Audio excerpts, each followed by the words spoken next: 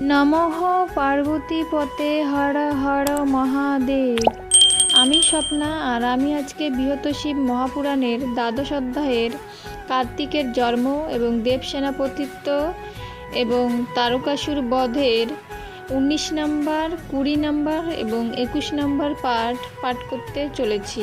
তো তোমরা সকলে চলে এসো শিবপুরাণের মধুর বাণী শ্রবণ করতে।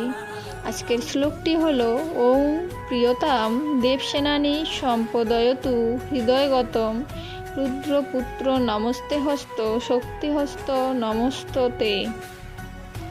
শ্লোকটির অনুবাদ আজকে 19 নম্বর পাঠ থেকে পাঠ করব।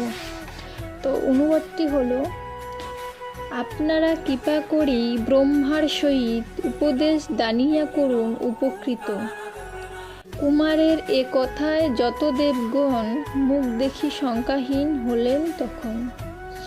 অনন্তর পুত্রপতি ভগবতী কয়, এসো এসো মম শত্রুনাশ তনয়। শ্রী বিষ্ণুর শুভ পদ চরণ যুগল নমস্কার করো, হবে জীবন সফল। তবে কার্তিকেয় কহে, হে মাত জননী, আমাকে যাহার কথা কহিলে আপনি এক্ষণে যাহাকে আমি নমিতে উদ্যত।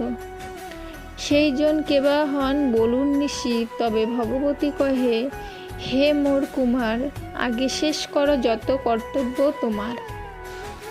অতঃপর শ্রী বিষ্ণুর সর্ববিবরণ পদ্মজনী তব কাছে করিবে কীর্তন।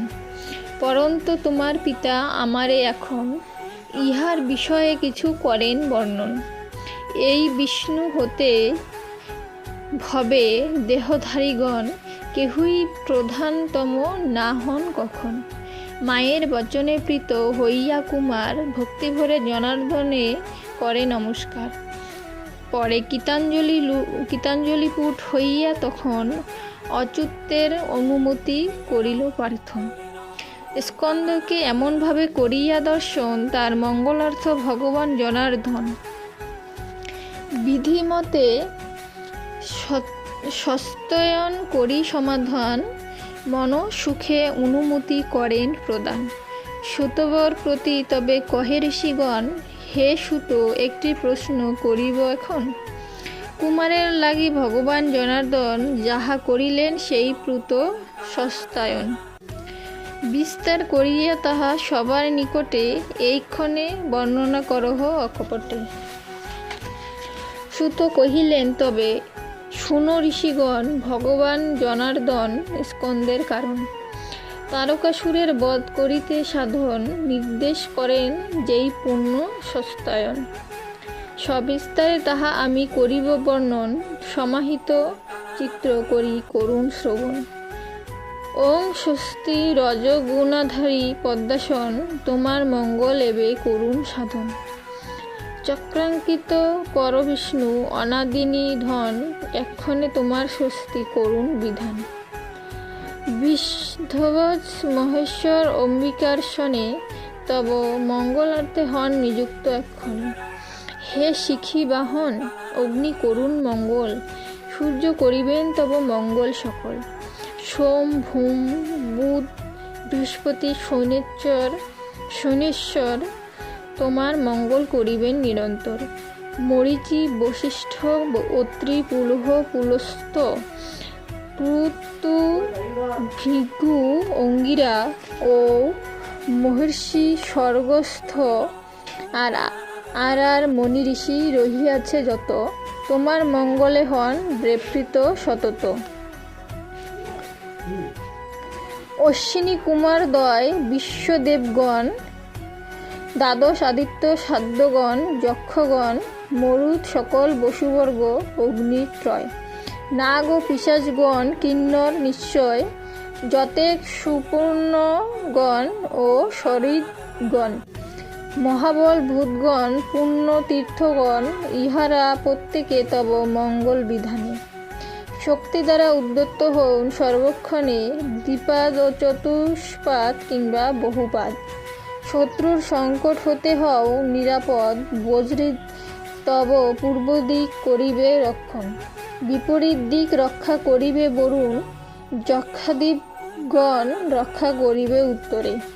দক্ষিণ রক্ষিবে দণ্ডনায়ক সত্তরে। অগ্নিকোণ রক্ষা করিবেন হুতাশন, কুবের নৈর্যত রক্ষিবেন সর্বক্ষণ। বায়ুকোণ বায়ু রক্ষা সদাই করিবে, ঈশান কোণ নিশ্চয় রক্ষিবে। অধোদিক রক্ষা করিবেন ধরাধর, ঊর্ধ্বদিক রক্ষিবেন ধ্রুব নিরন্তর। মসলি পাঙ্গুলি বজ্রী ধনুধারী যত, কুমারের মধ্যভাগ রক্ষিবে নিয়ত। সাগরে বরাহ মূর্তি করিবে রক্ষণ, রক্ষিবে নরকেশ্বরী দুর্গে সর্বক্ষণ। সর্বসাম বেদধ্বনি মাধব কুমারে, সর্বদিক সর্বত্র রক্ষিবে নিরন্তরে। এই রূপে জনার্দন কর্তৃক তখন, সেইকালে কুমারের হইল সস্তায়ন। তাহাতে হইয়া অতিশয় শক্তিধর, কার্তিকেয় ধীরে ধীরে হন অগ্রসর। অতঃপর সুরগণে বন্দিয়া চরণ, তথা হতে নমস্থলে করেন গমন। তখন প্রমোদগণ বিহঙ্গমগণ সকল দেবর্ষিগণ আর সুরগণ স্কন্দের পশ্চাতে অনুসরণ করিল। তাহাদের পশ্চাতে মাতৃগণও চলিল, সর্বমহাসুরগণে করিতে নিধন। সর্বজন ভূমিতলে করেন গমন, অনন্তর দীর্ঘপথ করি পর্যটন। অনুচরগণে স্কন্দ কহেন তখন, ওহে মহাবীর্যগণ, তোমরা সকলে তরা কর অবতরণ ভূতলে। তখন ভূপৃষ্ঠে সবে করিয়া গমন, অদূর পর্বতে তরা করি আরোহণ। সর্বজনে একসাথে মহাভয়ঙ্কর সিংহনাদ করিলেন তথা অতঃপর সেই মহাসিংহনাদ উত্থিত হইয়া মহী নভস্থলে পরিপূরিত করিয়া। আজকে শিবপুরাণের দ্বাদশ অধ্যায়ের 19, 20 এবং 21 নম্বর পাঠ এখানেই সমাপ্ত হলো। তো তোমরা সকলে চেষ্টা করবে শিবপুরাণের এই মধুরবাণী শ্রবণ করার বা শিবপুরাণ পাঠ করার। আর 2 দিন পাঠ করলে দ্বাদশ অধ্যায় সমাপ্ত হয়ে যাবে। তো আজকে এখানেই সমাপ্ত করছি। সকলে ভালো থাকবেন। ধন্যবাদ।